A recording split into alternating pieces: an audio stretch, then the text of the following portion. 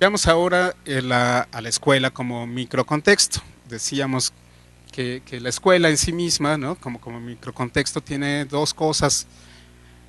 Una es la infraestructura y la otra son las relaciones de la comunidad educativa en sí misma. La infraestructura de las escuelas es importante en dos sentidos. Primero, es un indicador que da cuenta de la calidad de la educación, ¿no?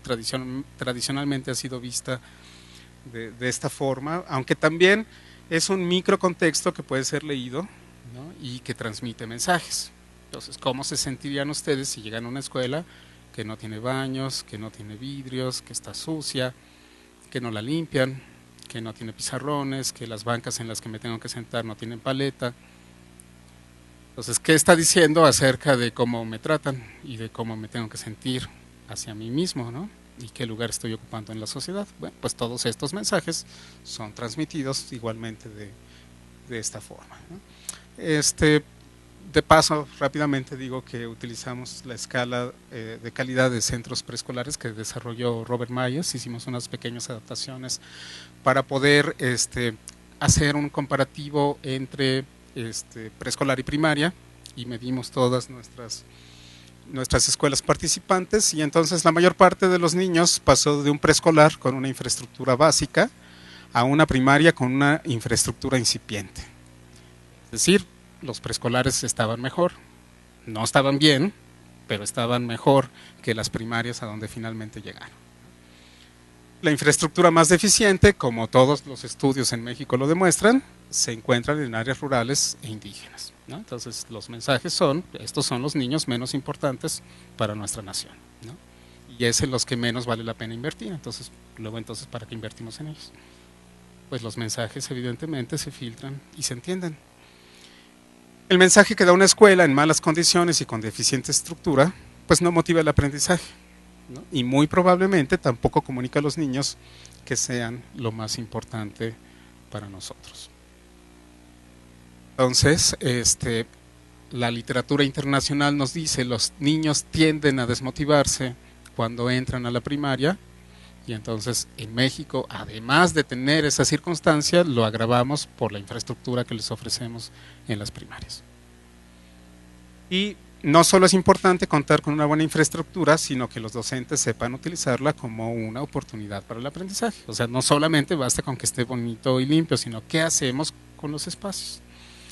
Algunos ejemplos muy representativos que encontramos en nuestra investigación fue, por ejemplo, en el sureste, en la península de Yucatán, encontramos un preescolar. Bueno, ustedes saben el clima tropical de allí, pues en algunos días estamos hasta 38 o 40 grados, y los patios de juego no tienen ni una sola sombra. Entonces los niños están arrinconados contra la pared, donde apenas les da un poquito de sombra, y todos están alineados allí porque no pueden jugar bajo el sol espantoso que hay allí. Y entonces, aunque tengan algunos lugares para poder jugar, hace tanto calor que no los pueden aprovechar. Contrariamente, en otro lugar, en Tabasco, encontramos una escuela muy bonita, muy bien puesta, que incluso tenía albercas, y que los niños no entraban a las albercas a la hora del descanso, que tenían programadas actividades en ellas, y entonces los padres pidieron tener acceso a las albercas y hacer cosas para poder aprovechar el espacio. Entonces, muy hábilmente las autoridades del preescolar invitaron a los padres y les armaron actividades conjuntas a los padres con los hijos, y de paso les aprovecharon para explicarles de qué se trataba el PEP, ¿no? Porque la mayor parte de los padres en nuestro país siguen teniendo la idea de que el preescolar es el lugar para hacer planas, para aprender a leer y escribir, y entonces ellos aprovecharon para hablar acerca del enfoque comunicativo del PEP y cómo la enseñanza de la lectura y la escritura, como la vemos ahora, es muy distinta a cómo los adultos de ahora aprendimos, ¿no? Entonces las expectativas que tienen hacia el preescolar empiezan a cambiar, y lo hicieron a través precisamente del interés en la infraestructura. Entonces la infraestructura tiene mucho potencial precisamente para el aprendizaje.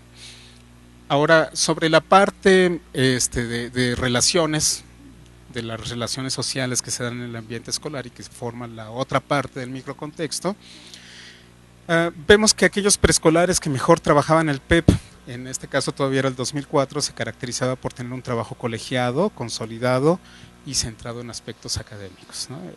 Sí hay preescolares, me da mucho gusto decirlo, que trabajan colegiadamente, en donde las educadoras se reúnen para platicar acerca de los casos de los niños, donde planean las actividades educativas, ¿no? No solamente el Día de la Madre, el Día del Maestro, las salidas, el desayuno, que son cosas que se tienen que organizar y que merecen tiempo, pero no solamente hacían eso, sino que además verdaderamente se ponían a estudiar el PEP, hablaban de las competencias, analizaban su práctica docente, se observaban unas a las otras, se retroalimentaban y fueron comprendiendo poco a poco de qué se trataba el programa. Y funcionan muy distintos a otros preescolares, pero estos preescolares que tienen esta vida colegiada tenían una gestión basada en la promoción del trabajo colegiado y facilitaba la innovación en la resolución de otros problemas no académicos, como el funcionamiento en escuelas unidocentes con intensa rotación de personal. Incluso en situaciones como esta, ¿no? En estas escuelas rurales donde solamente hay un maestro y a veces durante el año escolar cambiaban 5 veces de maestro, lograban tener un buen desarrollo del año porque muchos de los sobreentendidos se daban entre la supervisión y los padres de familia que participaban muy activamente en el preescolar. Entonces los cambios de maestros no metían tanto ruido porque el maestro se sintonizaba rápidamente a algo que ya estaba organizado, ¿no? Y a un trabajo que se hacía colegiadamente con los padres. Entonces esto atenuaba muchas de las problemáticas que estas cosas daban. Entonces incluso en casos tan extremos como estos, precisamente la parte colegiada lo podía hacer bien. Algo de lo que encontramos igualmente fue que en estos preescolares donde no había este trabajo colegiado era donde encontrábamos las diferencias más dramáticas de lo que sucedía entre un salón y otro, ¿no? Puede ser que haya una educadora excelente, pero eso no necesariamente jala a las otras educadoras. No necesariamente lo que alguien desarrolla puede enriquecer el trabajo de los demás si no tenemos este trabajo colegiado. Entonces cada quien jala para su lado y la experiencia de los niños que están en salones contiguos puede ser completamente distinta, ¿no? Bueno, me quiero profundizar ahora en la parte que parece que es la aportación más importante de nuestra investigación. Les decía yo, esta nueva esfera que nosotros estamos introduciendo precisamente al modelo de Bronfenbrenner, que es la más pequeñita, cabe dentro del microsistema, le llamamos nanosistema, y tiene que ver con la práctica docente y la construcción del aprendizaje en un contexto de interacciones colaborativas y reflexiones compartidas, ¿no? Esto se relaciona evidentemente con nuestra pregunta de investigación, que quizá ustedes la recuerden, era cómo aprenden los niños a leer el contexto escolar, ¿no? Y esto nos lleva además a decir, ¿y qué podemos hacer para facilitarle a los niños precisamente el que lo puedan hacer? Bueno, el argumento central precisamente de lo que les queremos decir es que los niños aprenden a leer el contexto más próximo a ellos antes de poder leer contextos más alejados. De la misma forma en la que nosotros aprendemos, por ejemplo, matemáticas, que lo hacemos con objetos concretos que podemos manipular y después los abstraemos, bueno, pues de la misma forma estamos considerando nosotros que los contextos escolares los vamos leyendo primero desde aquellos en los que nosotros participamos directamente hasta aquellos en los que van siendo cada vez más alejados de nuestra propia experiencia. Una vez que los niños son capaces de interpretar los nanocontextos inmediatos, es decir, estas actividades específicas que tenemos en el aula, podrán leer otros nanocontextos y contextos más amplios de forma autónoma, adaptarse a ellos y actuar en consecuencia. Entonces, si nosotros empezamos desde el preescolar con una serie de actividades que son parte de la docencia y que les permiten a los niños darse cuenta qué es lo que están haciendo, pues entonces más fácilmente van a poder entender de qué se trata la primaria y algunos otros ambientes educativos y de algunas otras instituciones no necesariamente educativas. Esto supone que existen elementos de la práctica educativa que pueden ayudarles a esta interpretación, ¿no? Entonces, justamente sobre eso es de lo que quiero abundar. Aquí les quiero platicar un caso de que vimos en un lugar de Yucatán. Es un caso maravilloso, o sea, me da mucho gusto decir que encontramos cosas buenísimas en nuestro estudio en México. Muchos estudios son demasiado negros, no encontramos nada bueno, todo lo descalificamos, pero afortunadamente aquí hubo cosas buenísimas y siempre da mucho gusto compartirlas. Les platico rápidamente una de las experiencias que tuvimos.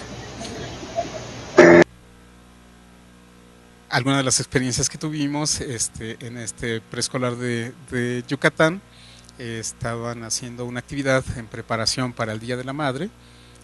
Los niños habían escrito con ayuda de la maestra una canción para las madres, y entonces en esta actividad la maestra les decía, bueno, pero ahora ¿qué vamos a hacer? Ya tenemos la canción, ¿y qué vamos a hacer con la música, no?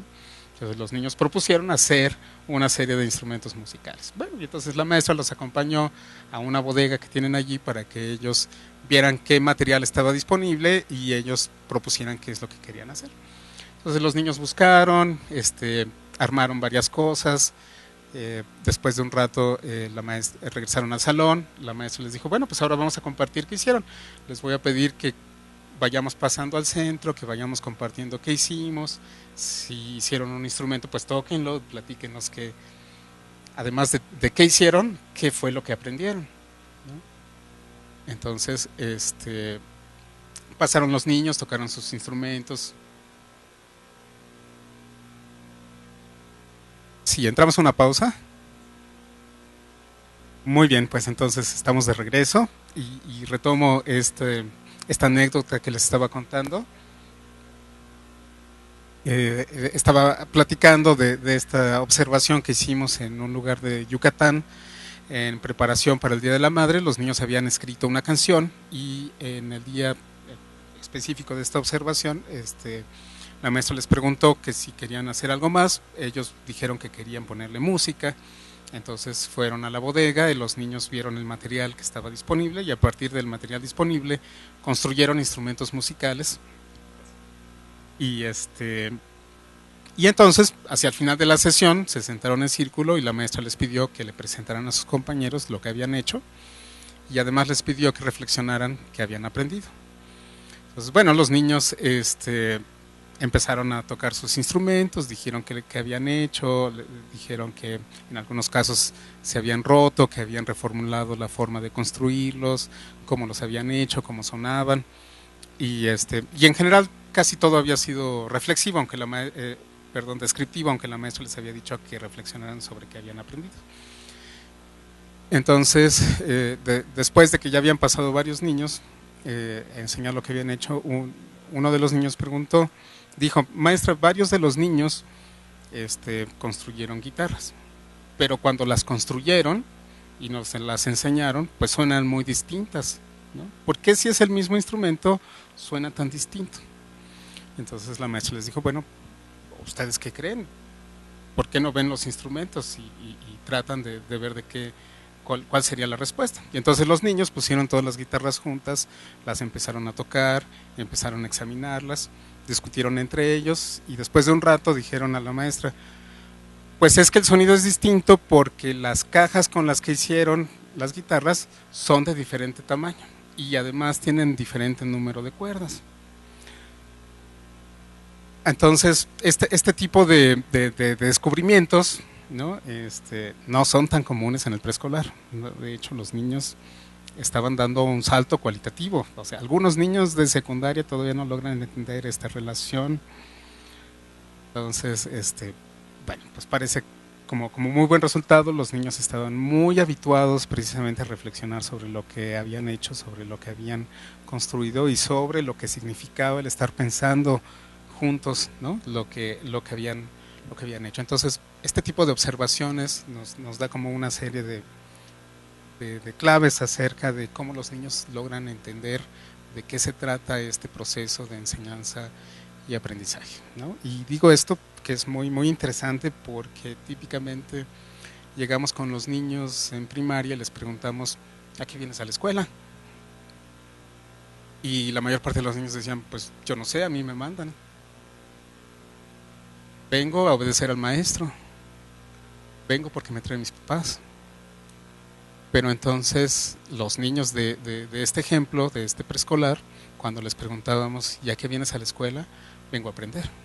Cuando yo vengo a aprender, vengo a experimentar con las cosas, vengo a platicar con mis amigos y entre todos analizamos qué pasó para entender de qué se trata, ¿no? Entonces, parte de lo que nos dice la literatura es que mucho de lo que sucede en la escuela y de lo que sucede precisamente en este periodo de las transiciones es que los niños construyen una identidad de su rol como estudiantes. ¿Qué venimos a hacer aquí y qué es lo que yo tengo que hacer para hacerlo bien?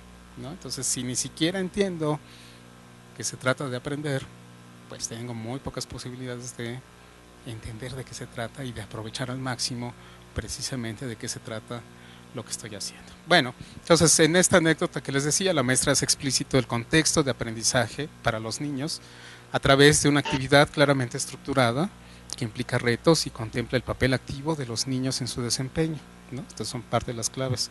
La otra es que comunica la secuencia de la actividad. Tiene sentido, un objetivo, un inicio, un desarrollo y un cierre. Comunica qué espera de los niños en cada momento, ¿no? Los va guiando, interviene cuando los niños se salen del libreto, les dice que se salieron y retoma precisamente el que puedan regresar. Establece reglas y límites claros y apoya a los niños cuando no logran seguirlos. Reconoce y desarrolla su capacidad para reflexionar sobre sus propios aprendizajes, ¿no? Estas son algunas de las características que vemos en este ejemplo, dicho rápidamente. Hay otro ejemplo, este fue también en Yucatán, en una escuela indígena, y esta escuela, digamos, era un poco más como esperamos ver a la mayor parte de las escuelas indígenas. Desafortunadamente, ¿no? Los preescolares, pues había muchas actividades, había que hacer dibujos, había que adornar estos dibujos con diamantina, había que hacer círculos, había que recortar, había que poner, la maestra en algún momento escribió los nombres de todos los niños y los puso en una caja, y entonces interrumpió a los niños lo que estaban haciendo, los dibujos que estaban haciendo, las diamantinas que estaban pegando y las cosas que estaban recortando, y les dijo, ahora vamos a hacer esto, voy a poner esta caja aquí en medio, están sus nombres, pasen, y cada uno de ustedes tiene que reconocer su nombre y tomar su tarjeta. Entonces los niños empezaron a pasar y algunos niños que no lograban identificar su nombre tomaban cualquier otra tarjeta. Entonces, el resultado es que no todos los niños encontraban su nombre, ¿no? Y los niños estaban confundidos, tomaron una tarjeta, se la llevaban, pero no era su nombre, y entonces alguien le preguntaba al observador que si esa tarjeta decía su nombre, ¿no? Y entonces otro niño se acercó al observador y le dijo que para qué estaban haciendo ese ejercicio. Entonces, antes de que terminaran todos los niños de recoger sus tarjetas, la maestra recogió la caja y le dijo, bueno, ahora lo que vamos a hacer es que saquen sus colores y vamos a hacer otro dibujo. Son una serie de actividades desestructuradas que son contrarias justamente a lo que les acabo de decir. No había un orden, no había una secuencia, no terminábamos con un objetivo claro, los niños no necesariamente entendían de qué se trataba lo que estaban haciendo, y evidentemente lo que estaban aprendiendo a hacer era obedecer a la maestra. ¿Qué es lo que tengo que hacer? Pues obedecer, hacer lo que me digan. No importa para qué, o sea, el punto es obedecer. Y esto es tristísimo además porque, tengo que decir que no solamente es de nuestro país, en una encuesta nacional que se hizo en Estados Unidos se le preguntaba a los maestros de primero de primaria cuál era el principal problema que tenían los niños que ingresaban a la primaria, y la respuesta que tuvo mayor porcentaje fue no saben obedecer. Mientras que en preescolar uno de los grandes objetivos es que los niños tengan iniciativa y sean capaces de proponer, en la primaria es que sepan obedecer. Por supuesto que ese es uno de los grandes conflictos que los niños tienen precisamente cuando entran a primaria. Bueno, entonces en este segundo ejemplo que les platico, la maestra no explicaba a los niños para qué iban a hacer la actividad, qué es lo que esperaba que hicieran, ni cómo lo iban a terminar. Los niños perdían la oportunidad de entender su papel en el aprendizaje y en la escuela, no desarrollaban la capacidad de entender la secuencia de una actividad, lo que limitaba su capacidad para leer otros nanocontextos de aprendizaje. Bueno, ni siquiera era de aprendizaje, ¿no? Pero en fin, era lo que hacíamos en la escuela. La maestra proponía actividades que no significaban un reto, no involucraban la solución de problemas, ni invitaban a la comunicación ni colaboración entre los niños. Los niños es posible que se desmotivaran, ya que no les permitía descubrir sus capacidades para aprender y que perdían el beneficio de construir el aprendizaje junto con otros niños, de trabajar en colaboración, de desarrollar las capacidades sociales que esto implica. Otro ejemplo rápido que les digo, este fue en la Ciudad de México. Es un preescolar bastante grande en la zona rural de la Ciudad de México, en la salida hacia Cuernavaca. Es una escuela muy grande, van muchísimos niños, hay muchos grupos. La directora había sido muy activa, estaba a punto de jubilarse.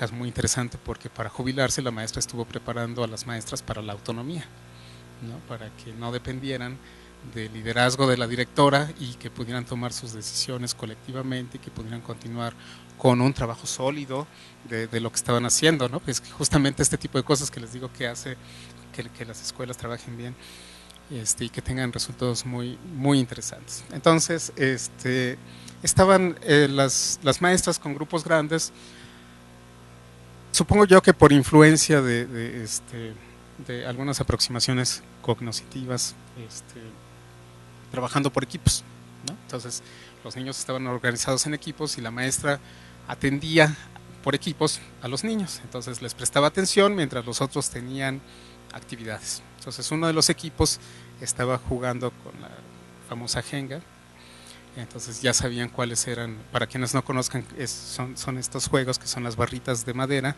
¿no? Con las que se forman estructuras y después hay que ir sacando los palitos sin que se caiga la estructura. Entonces se pueden parte de lo que estaban haciendo los niños era jugarlo a través de colores, relacionar los colores con números. Entonces había que sacar el 1, que era el color verde, había que sacar el 2, que era uno amarillo, había que sacar el 3, que era uno rojo, ¿no? Entonces estaban ellos en esta actividad. Y entonces, conforme la maestra iba rotando de juegos, iba rotando en equipos, les iba prestando atención diferenciada a cada uno de ellos, los niños empezaron a inventar juegos con el mismo material, ¿no? Entonces, en vez de jugar con los números, jugaban con los colores. En vez de ir con los números en forma progresiva, iban en forma regresiva, entonces iban sumándole 2, iban restándole 2, y entonces con eso iban jugando, organizando sus propios juegos. Los niños iban poniendo las propias reglas de la actividad en un espacio que la maestra tenía supervisado y con el cual podía regresar y ayudarles a reflexionar qué es lo que estaba sucediendo, ¿no? Entonces, bueno, muchos de los elementos que he mencionado antes se veían aquí, más el componente de la autonomía, ¿no? Más el componente de que les dejamos a los niños ser propositivos, autónomos, y que les dejamos ser los protagonistas de su propio aprendizaje, ¿no? O sea, son principios que todas nuestras teorías del aprendizaje mencionan y que poca de nuestra práctica docente utiliza, ¿no? Entonces, ¿qué sucedía? Que la maestra hace explícitas las reglas y es consistente en su seguimiento, ¿no? Esta organización por equipos y lo que iban haciendo conforme ella iba rotando. Los niños desarrollaron la capacidad de leer el contexto, autorregularse y conducirse con altos niveles de autonomía. Ellos inventaban los juegos, ellos ponían las reglas, ellos supervisaban lo que hacían entre cada uno de ellos y además estaban emocionados, divertidos y les gustaba lo que estaban haciendo. La maestra plantea una actividad de juego que implica mayor reto y demanda que los niños colaboran entre sí. Y bueno, al margen de todo lo que les estoy diciendo, también es parte de nuestra plática de hoy, pero es obvio que el juego, precisamente como una de las mejores formas de aprendizaje en la infancia, pues tendría que estar, ¿no?, presente evidentemente en todos los preescolares, que desafortunadamente no estuvieron en nuestra muestra, y en los primeros niveles de primaria, ¿no? En fin, de esta forma los niños desarrollan habilidades para realizar en equipo una tarea compleja de principio a fin sin necesidad de supervisión del adulto. O sea, la mejor forma de entender las reglas es cuando yo pongo las reglas y cuando yo entiendo que las reglas son útiles para algo, ¿no? Entonces, en ese momento yo entiendo de qué se trata el contexto de aprendizaje en el que estoy, ¿no? Y en ese momento el maestro pierde parte de su poder, digámosle así, pero el alumno lo gana en términos de autonomía, regulación, innovación y de compromiso con su propio aprendizaje. La maestra propicia y permite que los niños elijan cómo organizarse sobre la base de las reglas ya entendidas y las pueden cambiar. Las reglas tienen importancia en cuanto al fin educativo al que estamos siguiendo, pero si por alguna razón no se adaptan a lo que estamos haciendo y necesitamos cambiarlas, pues las cambiamos, porque lo importante es el aprendizaje y la reflexión al final. Entonces, si nosotros hicimos algo en el plan que no está funcionando bien, pues lo cambiamos, ¿no? En vez de que yo dije que era de esta forma, entonces tenemos que hacerlo como yo lo había dicho, porque hay que seguir las órdenes del adulto. Entonces, aquí lo que se ve claramente es cómo se aloja este espacio para cierta toma de decisiones de los niños, ¿no? Tampoco estoy en este plan de decir que los niños lo decidan todo, ¿no? O sea, evidentemente los maestros son quienes construyen estos ambientes de aprendizaje, pero lo que hay que hacer es contemplar ciertos espacios de toma de decisiones de los niños. Claro, si en la primaria todo lo que hacemos es basado alrededor del currículum y toda la organización viene del adulto para poder cumplir con ese currículum, entonces la participación de los niños no tiene espacio. Entonces, esta puede ser precisamente una de las razones por las cuales veíamos que en el mundo la motivación de los niños por seguir asistiendo a la primaria disminuye conforme aumenta el tiempo que he estado en la primaria. Bueno, pues podría estar muy relacionado con esto. Debido a esto, los niños logran entender y manejar claramente las reglas del contexto, se apoyan entre ellos para recordar las reglas, ¿no? Que esta es la clave, precisamente.